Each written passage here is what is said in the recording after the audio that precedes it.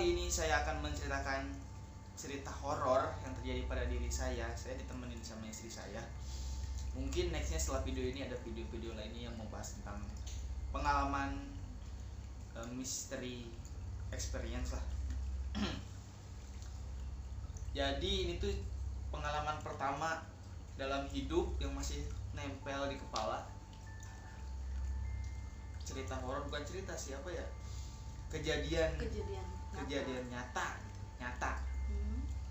Jadi aku tuh kan dari kecil belum punya rumah tuh. Jadi ngontrak, pindah kota, pindah desa, pindah kecamatan, semuanya sering pindah-pindah lah. Lebih dari 10 kali mungkin pindah rumah sampai sekarang ini gitu. Nah, jadi ceritanya ini tuh di daerah Cianjur, tapi yang diskotik lah, di sisi kota Seletik. Emang beneran bukan di sisi lagi tapi pojok kota. Nah, jadi rumahnya itu masih daerah-daerah kampung, bener-bener kampung. Dan si rumah itu tuh terpojok dan samping kanannya tuh kebun, depannya tuh sawah, ladang semua. Nah, jadi si rumahnya itu lumayan besar.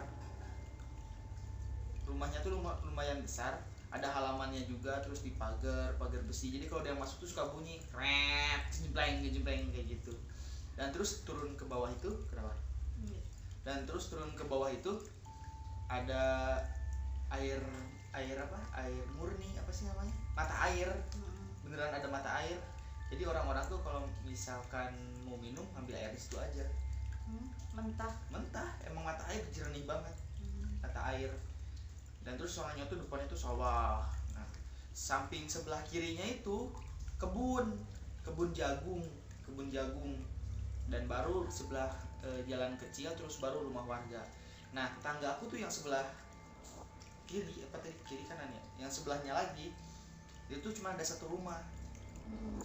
Belakangnya tuh kebun, sampingnya juga kebun, terus bukan kebun tapi pohon inilah, pohon rindang, pohon bambu kayak gitu. Dan terus ada kandang kuda. Nah, si tetangga aku itu yang nempatin cuma satu orang. Dan terus si orang itu tuh kayaknya sedang mengalami gangguan mental kayak gitu sendiri. Tapi nggak sering sih, kadang-kadang dijenguk sama keluarganya. Tapi entah tahu kenapa dia tuh sendiri aja di situ. Nah, dan terus kalau disusurin jalan itu ke arah kandang kuda, terus kebun, ke bawah itu ada sungai gede banget. Dan pernah kejadian juga di sungai itu tuh pernah ada ditemukan mayat. Pada tahunnya aku lupa, tapi pernah masuk berita sih, rame banget. Maksudnya mayat itu di saat kamu udah tinggal di situ? Udah nggak tinggal di situ. Ditemukannya. Jadi si sungai itu namanya tuh Batu Nunggul. Nunggul itu artinya mencolok, gede. Jadi ada batu gede di tengah sungai itu tuh, ada batu gede. Nah, si orang yang hanyutnya itu nempel di situ. Nah, di situ katanya sih sering kejadian nemu mayat di situ. Soalnya batunya itu emang kayak buat penyaga, penyaring gitu. Wadas lah ya, tahu kan? Kalau wadas. bahasa orang, ya bahasa ininya mah wadas. Wadas tuh maksud. Wadas itu batu-batu besar yang berkali-kali gitu. Oh, cadas, tapi ini wadas. Oh iya. Oke. Nah, oke, kembali lagi ke rumahnya ya. Nah, waktu itu tuh aku tuh masih SD. Nah, jadi di rumah itu ada nenek, mama, adik sama aku, berempat tuh di rumah itu tuh. Dan total kamar itu ada 1, 2, 3, 4 sama gudang sebelah kiri. Nah, pas hari itu tuh nenek, embu, mama sama adik tuh keluar kota. Berhubung aku sekolah nih SD, nggak bisa, akhirnya tinggal sendiri. Nah, tapi kan masa di rumah segede gitu, di pojok kayak gitu ditinggal sendiri. Akhirnya mamah tuh minta tolong saudara buat nginep. Datanglah Aires, sepupu. Iya, sepupu. Dia tuh udah SMA kalau nggak salah. Nah, dia tuh datang sore-sore tuh. Kan mama udah pada berangkat tuh, akhirnya Ires datang, dia pulang sekolah ke rumah. Oke lah, waktu itu normal-normal aja, makan kayak biasa bareng gitu. Nah terus pas waktu maghrib itu kita ngaji bareng tuh. Setelah itu kita nentuin ini tidur mau di mana nih. Terus karena pas bertepatan sama malam Jumat ada acara dunia lain. Nah kita tuh rencana mau nonton dunia lain bareng-bareng. Nah tiba-tiba habis maghrib itu hujan gede, hujan gede. Akhirnya kita siap-siap tidur tengah rumah. Nyalain dah TV. Oke, bercanda berisik. Wah pokoknya maklum lah. Laki-laki bercanda apa main ular tangga, wah pokoknya banyak. Nah, berisik mungkin ya. Nah hujannya tuh kayak sekarang nih lagi hujan kayak gini, tapi enggak, masih agak deras sedikit, hujan deras, gerimis. Tiba-tiba dunia lain udah mulai nonton tuh tengah jalan. Tiba-tiba ada yang ngetok pintu pagar, otomatis kekunci itu.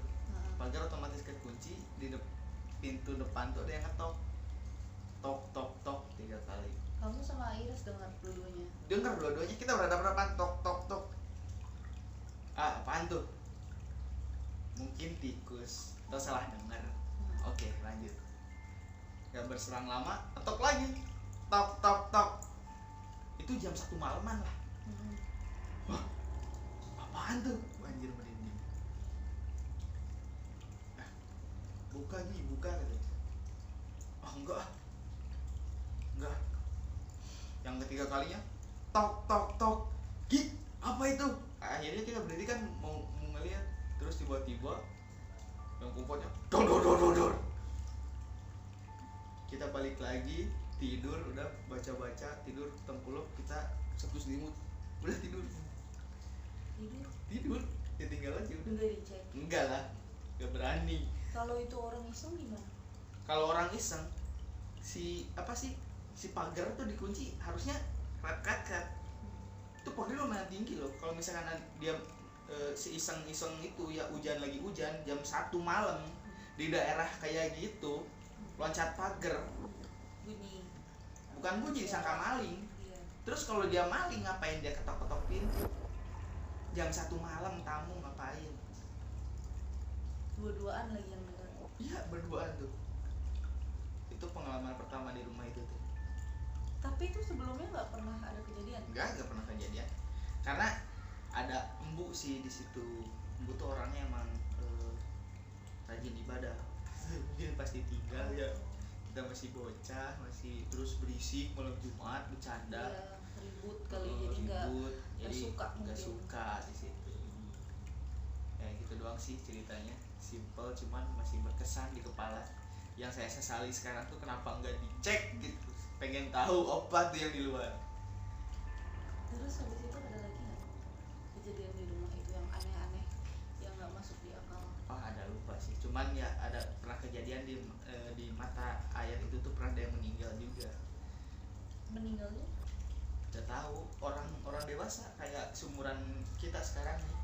Dia tuh ngejebur ke situ, akhirnya kelelep lah, bukan kelelep, gimana ya, kayak gak sadar, akhirnya meninggal, gak selamat. Jadi emang tempatnya itu emang sebenarnya dibilang horor sih enggak, mistis kali ya? enggak, dibilang mistis sih enggak, cuman karena posisinya waktu itu kejadiannya mungkin lagi hujan, terus malam Jumat, kita berisi.